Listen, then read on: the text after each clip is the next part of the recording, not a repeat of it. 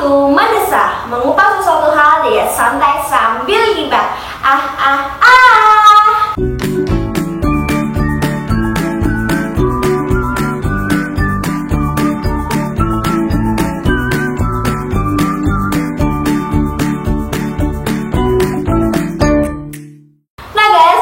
Bersama aku Cika di playlist Fashion and Beauty.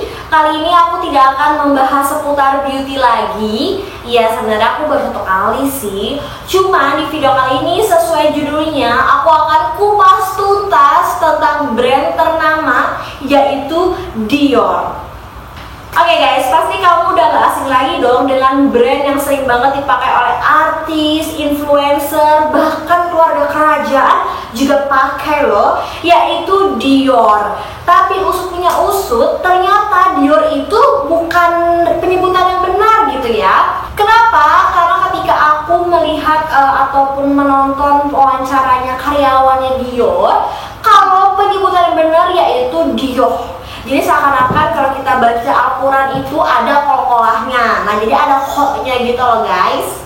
Cuma karyawan Dior ini kasih tahu juga, terserah kita mau bilang Dior ataupun Dior, karena beda negara, beda penyebutannya. Jadi itu bukan masalah yang besar. Yang penting cuan. Bercanda guys. Oke, kalau misalnya kamu pecinta brand Dior ataupun kamu pengen banget lagi nabung buat beli tas Dior, kira-kira kamu udah tahu belum sih siapa pemilik brand ternama ini?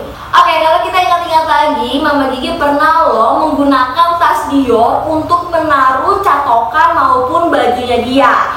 Gak kalah penting dan gak kalah seru juga, Nikita Mirzani alias Nyai juga pernah menggunakan tas Dior untuk menaruh popok anaknya. Wow, sobat rich banget ya guys. Coba bayangin aku boro-boro menaruh tas ataupun popok anak ataupun naruh catokan.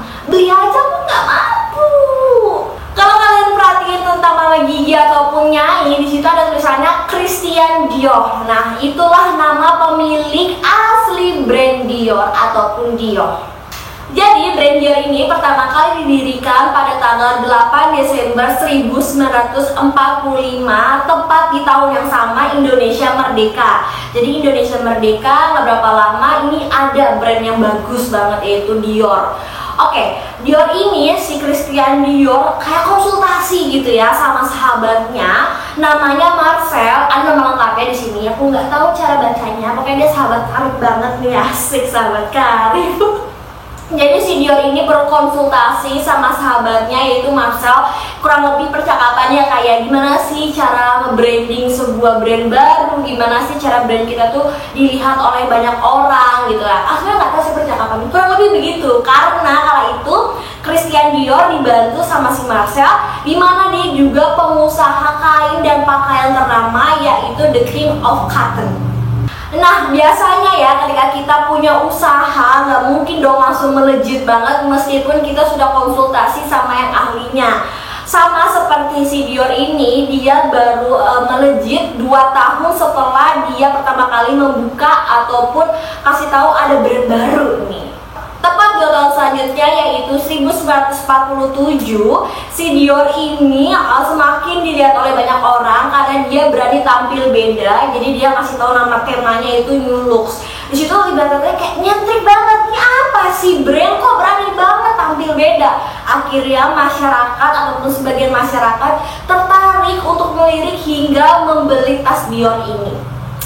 Nah, tepat pada April 2012, si Dior ini semakin melejit loh guys. Bukan tanpa alasan, karena ternyata salah satu putri di kerajaan Inggris yaitu Princess Margaret ternyata suka banget sama kualitas dan produk tas dari Dior. Gak kalah penting juga, Lady Di juga suka loh mengoleksi tas-tas Dior. Oleh sebab itu makin banyak orang membeli tas Dior. Nah kenapa sih si Dior ini makin lama harganya semakin mahal selain dipakai sama orang-orang penting ataupun orang terkenal? Ya benar banget nih, karena memang mereka memiliki kualitas yang luar biasa. Yang membuat tas Dior juga ternyata dari tenaga ahli yang berpengalaman. Jadi yang ngedesain bener-bener yang sudah expert. Terus juga yang ngejahit mungkin ya dia tuh expert banget. Jadi semakin bagus, semakin alami, semakin menggunakan SDM itu yang semakin mahal harganya. Tidak kalah penting juga bahan-bahan yang digunakan tuh bikin pusing, seperti dari kulit buaya darat. Enggak deh, maksudnya buaya aja. Terus juga bisa dari kulit ular. Jadi gak heran ya guys kalau Dior ini memang mahal. Selain karena kualitasnya juga dipakai sama orang-orang penting. Kira-kira kamu tertarik gak sih untuk membeli tas Dior meskipun yang kecil aja? Kalau aku tertarik, tapi kalau pendapatan aku sudah sekelas Nikita Mirzani, Mama Gigi, Rachel V-nya, kan kalau aku sekarang pengalamannya dan penghasilannya biasa aja. Jadi aku pakai KW-KW aja, atau aku mungkin pakai dari brand H&M yang belinya setiap weekend berasa 150.000, atau misalnya aku beli di Uniqlo yang murah-murah. Wah, kira-kira seru gak sih kalau kita membahas tentang brand-brand yang ramah di kantong seperti H&M ataupun Uniqlo? Kalau iya, yuk tulis di kolom komentar ya. Dan seperti biasa, kalau kamu suka video ini, jangan lupa untuk klik tombol like, subscribe, komen apa saja seputar fashion and beauty ataupun brand-brand yang kamu kepoin. Jangan lupa juga untuk share ke teman-teman kamu